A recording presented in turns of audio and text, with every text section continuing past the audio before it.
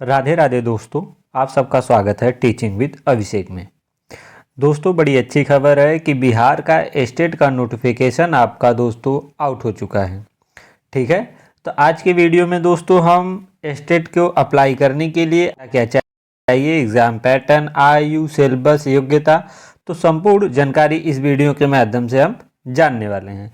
तो दोस्तों, वीडियो को बिना स्किप किए वीडियो को पूरा देखिएगा। अगर आप चैनल पर पहली बार आए हैं तो चैनल को सब्सक्राइब जरूर करिएगा। इसके साथ साथ दोस्तों इस वीडियो को ज़्यादा से ज़्यादा शेयर कर दीजिएगा जो स्टेट का एग्ज़ाम देने के लिए देंगे, चाहे वह पेपर 1 की बात करें या पेपर 2 की। ठीक है, तो चलिए दोस्तों हम वीडियो को शुरुआत करते हैं। तो दोस्तों, आपका ये आवेदन जो है आपका कब से हो रहा है? यह हो रहा है आपको 11 तारीख से। ठीक है, कल से आपका 11 तारीख से आवेदन होगा और तिथि होगी 19। ठीक है, 11 तारीख से आवेदन है दोस्तों, 19 तारीख तक इसका डेट है। इसके बीच में आप लोग आवेदन कर लीजिए, आपके पास बड़ा ही कम समय मिला है। ठीक है, तो यह है दोस्तों आपका आवेदन करने की तिथि 11 से लेकर 19 तक। ठीक है ना। अब बात करें दोस्तों कि इसमें एग्ज़ाम पैटर्न सब कुछ को लेकर। ठीक है, तो आप देख सकते हैं दोस्तों जो होगा एग्ज़ाम पैटर्न वह होगा आपका पात्रता परीक्षा बहुविकल्पी प्रश्न। ठीक है, बहुविकल्पी मतलब दोस्तों 4 आपको विकल्प दिए जाएंगे, एक विकल्प आपको सही करना है और प्रत्येक अंक के दोस्तों एक क्वेश्चन का आपको दोस्तों 1 अंक मिलने वाला है और इसमें दोस्तों निगेटिव मार्किंग नहीं रहती है। ठीक है, चाहे हम पेपर 1 की बात करें या पेपर 2 की, दोनों में नेगेटिव मार्किंग आपकी नहीं रहती है। तो यह है दोस्तों आपका क्या, आपका एग्ज़ाम पैटर्न। अब बात करें दोस्तों कि एग्ज़ाम पैटर्न के होते हुए कि आपको कितना क्वेश्चन इसमें आने वाला है। ठीक है, तो आपका जो दोस्तों एग्ज़ाम पैटर्न है, चाहे हम पेपर 1 की बात करें, ठीक है, चाहे हम पेपर 2 की बात करें, दोनों में दोस्तों आपको कितना, आपको 150 क्वेश्चन आपको मिलने वाले हैं। 150 में से दोस्तों आपके सब्जेक्ट में से आपको मिलेंगे 100 क्वेश्चन। उसके बाद आपको शिक्षण कला अन्य जो है कि मिलाकर दोस्तों इसमें मिलते हैं 50। ठीक है, 50 में दोस्तों आपको 30 जो है नंबर मिल जाता है टीचिंग ऑफ आर्ट का। फिर इसी में 5 number math, 5 number reasoning, 5 number EVS, ऐसे मिलाकर आपका 20 क्वेश्चन होकर 50 क्वेश्चन हो जाता है। तो कुल जो है कि प्रश्नों की संख्या हो जाती है आपकी 150। ठीक है, तो एक क्वेश्चन 1 अंक का था, अर्थात आपका 150 नंबर का ये रहेगा। ठीक है, 150 नंबर का दोस्तों। ठीक है, आपको समय कितना दिया जाएगा? तो आपको समय दिया जाता है दोस्तों 2.5 घंटे। ठीक है, 2.5 घंटे में आपको क्या करना होता है, इसको हल करना होता है। अब बात करें दोस्तों एग्ज़ाम पैटर्न आपका कैसे रहने वाला है।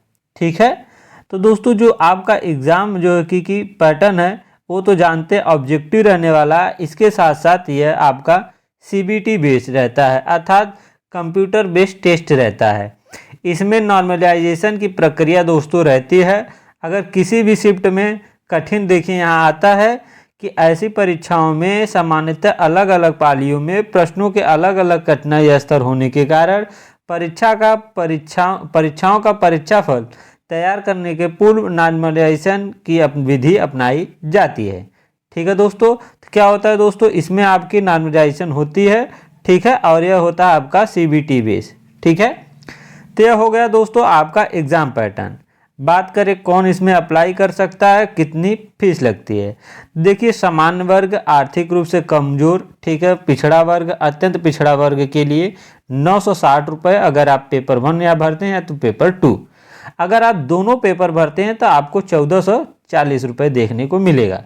वहीं दोस्तों अनुसूचित जाति, अनुसूचित जनजाति या दिव्यांग के लिए 760 रुपये, चाहे आप पेपर 1 अप्लाई करते हैं तो भी, चाहे पेपर 2। अगर पेपर 1 और पेपर 2 दोनों के लिए अप्लाई करते हैं तो आपको देना पड़ेगा कितना दोस्तों, 1140 रुपये। ठीक है, तो यह है दोस्तों आपका क्या है दोस्तों, यह है आपकी फीस। अब बात करें दोस्तों कि इसमें एग्ज़ाम पैटर्न आपका क्या रहने वाला है। ठीक है, इसके साथ साथ इसको हम कैसे पास करते हैं। तो देखिए, पास करने से पहले दोस्तों हम जानते हैं जब आपका आता है 150 का, ठीक है, 150 में से आपको कितना परसेंटेज लाना होगा कि आप पास माने जाएंगे। तो दोस्तों अगर आप सामान्य कोटि से आते हैं तो आपको चाहिए 50%। अर्थात दोस्तों 150 में से आप अगर 75 नंबर ला देते हैं तो आप क्या हो जाते हैं, पास हो जाते हैं। वहीं दोस्तों पिछड़ा वर्ग के लिए 45.5 अंक, अत्यंत पिछड़े वर्ग के लिए 42.5, अनुसूचित जाति अनुसूचित जनजाति के लिए दोस्तों 40, दिव्यांग के लिए दोस्तों 40 और महिला के लिए भी 40। ठीक है, तो ये दोस्तों अगर आपको मिल रहा है दोस्तों लगभग 15 दिन। ठीक है ना, 15 दिन के बाद दोस्तों आपसे 4 से 25 अक्टूबर से लेकर 25 अक्टूबर के बीच आपका दोस्तों क्या होने वाला है, एग्जाम होने वाला है। ठीक है ना, तो अभी से आप दोस्तों लगभग 2-2 घंटे डेली अगर आप पढ़ते हैं दोस्तों तब भी आप पास हो जाएंगे। ठीक है ना, केवल आप अपने सब्जेक्ट पर भी ध्यान देंगे तब भी आपके सब्जेक्ट में से 150 आएगा। ठीक है ना, तब भी आप क्या सकते हैं, पास हो जाते हैं। तो स्टेट बहुत बड़ी चीज़ नहीं है दोस्तों, रेगुलर आप 2 घंटे शाम या सुबह पढ़िए, आपको पास हो जाएगा। यह है दोस्तों आपका पासिंग मार्क कि इसके बीच में अगर आप इतना परसेंटेज लाते हैं तो ये स्टेट को आप पास कर जाएंगे, चाहे हम पेपर 1 की बात कर रहे हैं चाहे पेपर 2, दोनों की है। ठीक है, अब बात करेंगे दोस्तों कि आप इसमें कौन कौन अप्लाई कर सकता है और कितने कितने आपके सब्जेक्ट रहते हैं। तो इसमें दोस्तों अप्लाई करने के लिए देखिए सब्जेक्ट एक तो हिंदी, उर्दू, बांग्ला, मैथिली, संस्कृत, अरबी, फारसी, भोजपुरी, अंग्रेजी, गणित, विज्ञान। ठीक है ना, तो यह है दोस्तों पेपर 1 के लिए। तो पेपर 1 के लिए दोस्तों आपको क्या एलिजिबिलिटी चाहिए, तो आपके पास दोस्तों स्नातक विद्यालय अर्थात आपको 50% दोस्तों आपका ग्रेजुएशन में होना चाहिए। इसके साथ साथ दोस्तों आपका बीएड होना आवश्यक है। ठीक है, पेपर 1 के लिए क्या होगा, 50% आपका ग्रेजुएशन प्लस आपका बीएड होना चाहिए। बीएड दोस्तों अपेयरिंग वालों को मौका नहीं दिया गया है, इस बात को याद रखिए। आपका बीएड दोस्तों क्या होना चाहिए, फाइनल होना चाहिए। ठीक है, तो यह दोस्तों अगर आप इसी प्रकार आप देखिए सामाजिक विज्ञान में भी आपको क्या होना चाहिए, ग्रेजुएशन होना चाहिए, इसके साथ साथ बीएड होना चाहिए। ठीक है ना, अब बात करें दोस्तों हम पेपर 2 की, तो पेपर 2 के लिए दोस्तों आपको क्या होना चाहिए, आपको दोस्तों क्या होना चाहिए, पोस्ट ग्रेजुएशन। ठीक है ना, पोस्ट ग्रेजुएशन में आपके 50% होने चाहिए, इसके साथ साथ दोस्तों आपका बीएड होना चाहिए। याद रखिएगा इसमें अपेयरिंग वालों को मौका नहीं दिया गया है। ठीक है, तो यह है दोस्तों आपका पेपर 2 के लिए आपके क्या होना चाहिए, ग्रेजुएशन नहीं दोस्तों, पोस्ट ग्रेजुएशन में आपका कितना 50% होना चाहिए, इसके साथ साथ आपका बीएड होना आवश्यक है। ठीक है, तो यह है दोस्तों आपकी एलिजिबिलिटी। ठीक है, कि आपको कैसे अप्लाई करना है। बात करें दोस्तों कि इसमें आपकी एज को लेकर कि आपकी एज कितनी चाहिए। ठीक है, कि आपकी एज कब से कब काउंट की जाएगी, तो 1/8/2025 से आपकी एज दोस्तों न्यूनतम 21 वर्ष होनी चाहिए। इससे पहले हमने 2024 वाले पर एक वीडियो बनाया था दोस्तों, हमने कहा था कि 2025 वाले पर जो आएगा आपका कोई बदलाव नहीं दिखेगा। 2023 में जब हुआ था उसमें दोस्तों एक जो है कि 8/2024 लिखा हुआ था, बस वही, कुछ बदला नहीं है, सेम वही है दोस्तों। तो आपका कब होना चाहिए, 1/8/2025 तक आपकी न्यूनतम 21 वर्ष होनी चाहिए। अगर आपका एक दिन भी नहीं पूरा हुआ है दोस्तों तब भी आप अप्लाई नहीं कर पाएंगे। ठीक है, मैक्सिमम आपकी एज दोस्तों कितनी होनी चाहिए, 37 होनी चाहिए। तो यह दोस्तों देख लीजिए 1/8/2025 तक आपकी एज जो है कि मैक्सिमम 21 वर्ष होनी चाहिए। बात करें दोस्तों अगर आप जनरल से आते हैं तो मैक्सिमम आपकी एज 37 वर्ष होनी चाहिए। मगर आप वही महिला कैंडिडेट हैं जनरल से आती हैं उनके लिए 40 है दोस्तों, और ओबीसी SC ST जितने भी हैं पुरुष या तो महिला उनके लिए 40 है। इसी प्रकार अति पिछड़े वर्ग के लिए पुलिस और जो कि पुरुष और महिला के लिए 42, अनुसूचित जनजाति के लिए महिला पुरुष के लिए 42। इसी प्रकार दोस्तों आप देख सकते हैं अनुसूचित जनजाति के लिए 42। ठीक है, तो मिनिमम एज आपकी 21 साल होनी चाहिए, और अगर आप जनरल से हैं तो 37 एज होनी चाहिए केवल पुरुष के लिए, बाकी महिला के लिए आपकी 40 साल एज है। ठीक है, तो आपकी दोस्तों एलिजिबिलिटी हो गई, आपका हो गया दोस्तों एज। ठीक है, आपको दोस्तों फार्म अप्लाई करने के लिए क्या क्या चाहिए। ठीक है, तो आप देख सकते हैं दोस्तों आपको फार्म अप्लाई करने के लिए क्या चाहिए, आपके पास दोस्तों 10 का यहाँ सर्टिफिकेट होना चाहिए, इंटर का होना चाहिए, स्नातक का प्रमाण पत्र होना चाहिए, अगर आप पेपर 2 करते हैं तो स्नातकोत्तर का होना चाहिए, इसके साथ साथ आपका बीएड होना दोस्तों आवश्यक है। ठीक है, अब बात करें दोस्तों कि इसमें आपका जो होता है सब्जेक्ट कम्बिनेशन को लेकर, ठीक है। तो सब्जेक्ट कम्बिनेशन को लेकर दोस्तों हम बात करें तो देखिए, अगर आपके पास क्या है दोस्तों, गणित है। अगर आप गणित से अध्यापक बनना चाहते हैं तो पहले जान लीजिए कि अगर आप 9 से 10 तक अध्यापक बनते हैं तो कितने अध्यापक बनते हैं।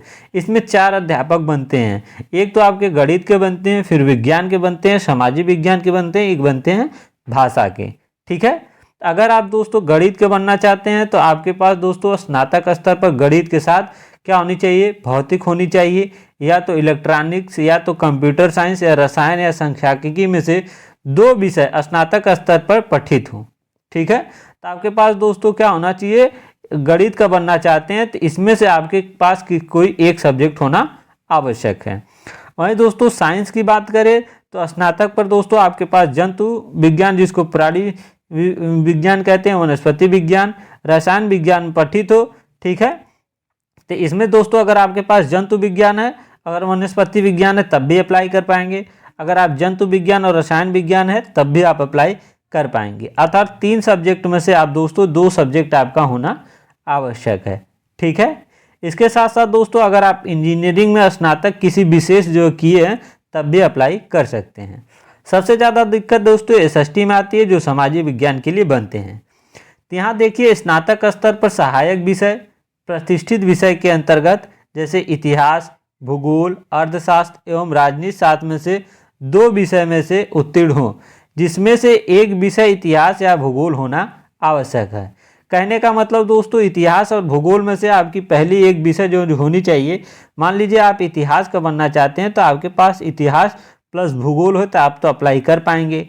लेकिन आपके पास इतिहास है, इसके साथ साथ आपका दोस्तों अर्थशास्त्र है तब भी अप्लाई कर पाएंगे, राजनीति शास्त्र है तब भी अप्लाई कर पाएंगे। तो कहने का मतलब है दोस्तों, आपके पास अगर अर्थशास्त्र, राजनीति शास्त्र, इतिहास और भूगोल में है 4 सब्जेक्ट है, 4 में से दोस्तों कंपलसरी आपके पास 1 साल इतिहास और भूगोल होना चाहिए। जैसे इतिहास के साथ साथ राजनीति शास्त्र चल जाएगा, इतिहास के साथ साथ दोस्तों आपका अर्थशास्त्र भी चल जाएगा। अगर दोस्तों आपके पास इतिहास नहीं है, भूगोल और अर्थशास्त्र है तब भी चलेगा, भूगोल है, राजनीति शास्त्र तब भी चलेगा। लेकिन याद रखिएगा दोस्तों, अर्थशास्त्र और राजनीति शास्त्र होगा तब आपका नहीं चलेगा। कहने का मतलब दोस्तों, अर्थशास्त्र है तो इसके साथ साथ भूगोल होना आवश्यक है, ठीक है। तो यह है दोस्तों आपका सब्जेक्ट कॉम्बिनेशन। वहीं दोस्तों भाषा से लेकर बात करें तो माध्यमिक जो है कि विद्यालय के अध्यापक हेतु भाषा से संबंधित स्नातक स्तर पर या प्रतिष्ठित स्नातक स्तर पर एक आपका विषय पढ़ना चाहिए।